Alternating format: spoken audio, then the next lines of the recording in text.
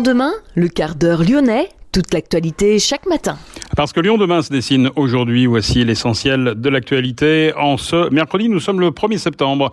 Les contaminations au Covid continuent à diminuer dans le département du Rhône. Quelques chiffres dans cette édition. La rentrée se prépare. Attention, les syndicats pointent le manque de moyens humains. Le lycée Dr Charles Mérieux, nouvel établissement tourné vers le numérique, les entreprises et les chercheurs. C'est un lycée qui ouvre ses portes à l'occasion de cette rentrée. La vidéo-verbalisation lancée ce mercredi du côté de Saint-Fond. Nous parlerons également de l'arrivée à Lyon de nouvelles voitures en autopartage, les Léo Go, 300 véhicules en free floating. Reportage complet dans cette édition. Nous parlons également du salon Global Industrie, programmé la semaine prochaine, avec pas moins de 3 ministres. Le mercato est terminé. L'Olympique Lyonnais a effectué un dernier recrutement. Et puis le festival Lumière pointe le bout de son nez. Ce sera à partir du 9 octobre et les billets pour la soirée d'ouverture sont d'ailleurs en vente.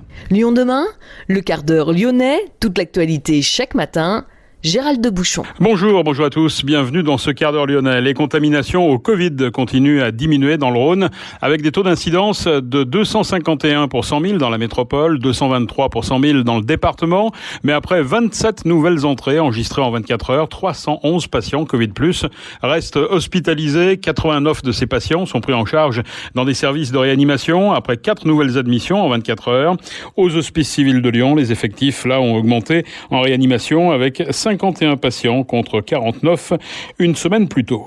La situation est stable en France avec 11 120 personnes actuellement hospitalisées pour une infection Covid, 125 de moins en 24 heures. Le nombre de patients en soins critiques est désormais de 2292, soit 2 de plus que lundi. Notez que 136 nouveaux décès ont été enregistrés en 24 heures. Par ailleurs, 19 425 nouveaux cas de Covid-19 ont été enregistrés ce mardi avec un taux de positivité de 2,8%. Moins de 10 millions de Français éligibles à la vaccination contre le Covid n'ont pas encore reçu de dose. L'Union européenne a atteint pour sa part son objectif de 70% des adultes complètement vaccinés. La rentrée, le syndicat majoritaire dans le second degré, le SNES-FSU, pointe le manque de moyens humains. L'Académie de Lyon accueillera 3 884 élèves supplémentaires. De l'autre côté, seulement 18 postes ont été créés selon le syndicat. Le syndicat qui se dit par ailleurs favorable à l'accélération de la campagne de vaccination chez les 12-18 ans, mais demande plus de clarté de la part des pouvoirs publics quant aux centres de vaccination disponibles, aux équipes mobiles déployées dans les collèges et les lycées. Qui va s'occuper d'amener les étudiants? Quid des capteurs de CO2? Par ailleurs, une journée de mobilisation intersyndicale est d'ores et déjà prévue le jeudi 23 septembre pour les enseignants. Le lycée Dr Charles Mérieux est un nouvel établissement tourné vers le numérique, les entreprises et les chercheurs. Il est prêt à accueillir ses nouveaux élèves à Gerland, aux 4 ponts Pasteur. Il accueillera 365 élèves et 32 enseignants répartis en 7 classes de seconde et 5 en première générale et technologique. Les terminales, eux, arriveront à la rentrée prochaine. À terme, le lycée devrait accueillir environ 800 élèves. La région Auvergne-Rhône-Alpes a investi 65 millions d'euros, dont 39 millions dans l'achat du bâtiment. Les professeurs ont été recrutés en partie pour leur appétence au numérique. Le projet pédagogique sera suivi par l'École normale supérieure et l'Institut français de l'éducation et sera ouvert aux chercheurs et aux entreprises. La formule pourrait ensuite essaimer dans la région. Lyon demain, média agitateur d'idées. La vidéo-verbalisation lancée ce mercredi à Saint-Fond. La police municipale de cette commune peut vous verbaliser à distance. 46 caméras de surveillance sont installées dans toute la ville et permettent cette action sans que vous ne voyiez l'ombre d'un képi. Cette surveillance fonctionne 24 heures sur 24. 12 opérateurs se relayent au centre de vidéosurveillance urbaine de Saint-Fond avec un policier assermenté pour la vidéo-verbalisation. Le maire d'Yver-Gauche, Christian Duchesne, espère ainsi pouvoir sanctionner les stationnements gênants, dangereux, abusifs, les excès de vitesse, les conduites sans casque ou sans ceinture, le non-respect des feux ou des stops, mais la circulation sur voie réservée, le franchissement des lignes blanches ou l'usage du téléphone au volant peuvent aussi être sanctionnés. La ville de Saint-Fond relance aussi la zone bleue et ainsi l'utilisation du disque de stationnement européen. L'objectif étant de chasser les voitures ventouses et de favoriser la rotation des stationnements. Un disque sera glissé dans le magazine municipal. Le disque bleu ou disque de stationnement européen est un équipement obligatoire dans chaque voiture. À Lyon, de nouvelles voitures en autopartage font leur apparition. Après Cities et Yé, voici Léo & Go, une flotte de 300 véhicules répartis sur le territoire de Lyon et Villeurbanne. Pour en savoir plus sur ce service, nous avons rencontré Vincent Fray, General Manager de Léo & Go. Alors Léo & Go sont des voitures disponibles en libre service sur le principe du free floating, c'est-à-dire que les utilisateurs pourront les réserver via l'application mobile Léo & Go et effectuer un trajet dans la zone Léo & Go qui est visible sur l'application et les stationner librement sur l'espace public sur des places autorisées, gratuites ou payantes. Quel est le coût de ce service ? Nous avons choisi des tarifs qui sont lisibles et accessibles. Il n'y a pas de frais d'inscription pour s'inscrire à Léo & Go, c'est entièrement gratuit. L'utilisateur paiera ensuite 1 € pour déverrouiller une voiture et ensuite paiera une tarification à l'usage en fonction de la durée du trajet avec des forfaits au fur et à mesure de l'augmentation de la durée du trajet. Pourquoi à chaque fois se limiter à cette zone de Lyon et Villeurbanne ? Pourquoi ne pas aller plus loin alors qu'il y a de la demande quand même dans d'autres communes ? Absolument, et c'est bien notre vision pour le projet Léo & Go. L'idée c'est de promouvoir tous les déplacements à l'échelle de la métropole de Lyon et notamment les déplacements les plus latéraux, les plus périphériques, ceux qui aujourd'hui sont compliqués à réaliser avec les offres de mobilité existantes. Et Léo & Go veut être une solution pour ce type de déplacement. Aujourd'hui, nous lançons le service uniquement à Lyon et Villeurbanne, mais nous sommes aussi en discussion avec les autres communes de la métropole pour, à terme, pouvoir étendre la zone de service. Quels sont les véhicules que vous utilisez pour ce service ? Je suppose qu'il y a un côté éco-responsable qui entre en jeu quand même. Les voitures sont à faible émission, donc on a des Peugeot i208 qui sont entièrement électriques et on a des Toyota Yaris hybrides électriques qui sont à faible émission. Il faut quoi ? Il faut les recharger ? Ça fonctionne comment ? Alors l'utilisateur, pour lui, c'est vraiment la simplicité. Avec Léo & Go, il bénéficie d'un service tout inclus, c'est-à-dire qu'il ne paye pas de supplément pour l'assurance, le stationnement ou encore la recharge. Donc l'utilisateur n'a pas à se préoccuper de la recharge ou de la mise en carburant du véhicule. Ce sont nos agents qui vont s'occuper de cette partie-là et faire en sorte que l'utilisateur trouve toujours un véhicule avec une autonomie suffisante. Pour les gens qui prennent l'avion, qui vont à l'aéroport, qui prennent le train, parce qu'on peut aussi prendre le train à Lyon-Saint-Ex, comment on fait ? On prend une Léo & Go pour aller prendre l'avion par exemple, on prend une Léo & Go dans la zone de service Léo & Go et on peut aller la stationner sur le parking P4 de l'aéroport Lyon-Saint-Exupéry où 7 places sont réservées pour notre service avec un marquage dédié au sol, donc elles seront visibles pour l'utilisateur et l'utilisateur pourra terminer son trajet à l'aéroport. Notre engagement, c'est que pour un prix de moins de 20 €, l'utilisateur pourra aller à l'aéroport Lyon-Saint-Exupéry, voire en revenir et venir stationner un véhicule dans la zone de service. Le frein à l'autopartage, c'est souvent le fait de trouver une voiture à proximité. Des fois, il faut faire 1 km pour aller trouver une voiture. Est-ce qu'on aura la garantie d'avoir une voiture dans son pâté de maison, on va dire ? Oui, alors c'est aussi pour cette raison qu'on déploie aujourd'hui 300 voitures, donc c'est une offre relativement dense pour garantir à chacun de trouver une voiture près de chez soi. Nos équipes participeront aussi à l'équilibrage de la flotte pour venir réassortir les voitures sur le territoire et permettre à chacun de trouver une voiture à 15 minutes. Et c'est pour ça que dans Léo & Go, vous pouvez réserver une voiture gratuitement pour une durée de 15 minutes. Et donc notre engagement auprès des utilisateurs, c'est de toujours pouvoir trouver une voiture à proximité de chez soi, à 15 minutes à pied maximum. Il n'y a pas de zone de stationnement.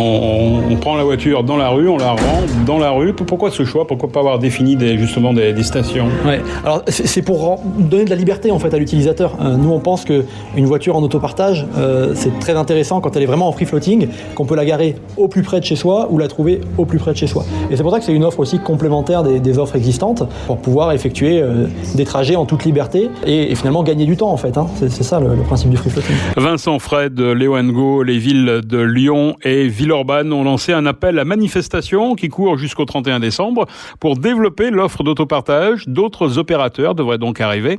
Léo & Go a été créé en tout cas de toutes pièces pour le Grand Lyon, mais la start-up est en fait une émanation du géant niçois Vulog, leader mondial des technologies de mobilité partagée.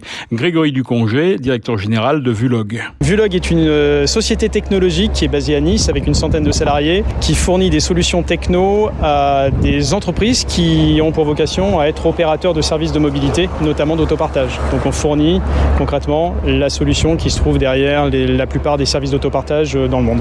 Pourquoi alors s'investir ici, précisément à Lyon, dans l'autopartage ? Ce qu'on souhaite, c'est avoir une vitrine de la techno et de l'expertise métier de Vulog pour faire en sorte d'accélérer le marché de la mobilité partagée, faire en sorte qu'il y ait plus de projets qui se déploient. On s'est rendu compte que une des façons de véritablement accélérer ce marché-là, c'est d'avoir une vitrine. Et donc cette vitrine, c'est Léo & Go, c'est à Lyon, et on est extrêmement fiers de lancer ça aujourd'hui. C'est quoi les clés de la réussite pour un service tel que celui-ci, quand on sait qu'il y a quand même des services qui s'y sont cassés les dents, et à la fois, ça fonctionne ?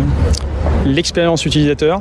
Et alors l'expérience utilisateur, c'est très très large, c'est la qualité des véhicules, donc des véhicules qui sont propres, une application mobile qui permet d'accéder extrêmement facilement au véhicule, donc en l'espace de quelques clics vous êtes dans le véhicule. Il faut que le client ait l'impression finalement que c'est aussi simple qu'avec son véhicule personnel. Et ensuite vous avez tout ce qui est l'excellence opérationnelle, qui est vraiment une des forces de Vulog, donc faire en sorte d'optimiser les opérations pour que les coûts soient maîtrisés et pour offrir le bon tarif au client pour faire en sorte que au final tout le monde soit content. L'objectif c'est quoi? C'est d'inciter les gens à utiliser moins leur voiture ou à carrément abandonner peut-être une voiture ou leur voiture?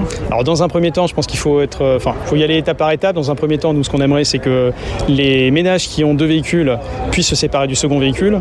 Ce qu'on voit très régulièrement, c'est que le second véhicule, il est quasiment jamais utilisé, si ce n'est le mercredi pour amener un peu les enfants au sport, etc., un tout petit peu le week-end, et c'est à peu près tout. Donc ça coûte très cher, ça prend beaucoup d'espace pour pas grand-chose. Donc ce qu'on voudrait déjà, c'est inciter les gens à se séparer du second véhicule et faire aussi en sorte que ceux qui n'ont pas encore acheté un premier véhicule se disent pourquoi j'achèterai un véhicule alors que finalement, lorsque j'ai besoin d'un véhicule, j'en ai un grâce à Léo&Go et pour la plupart de mes trajets, je peux utiliser les transports en commun, le vélo, etc. Lyon a la taille critique pour ce genre de service?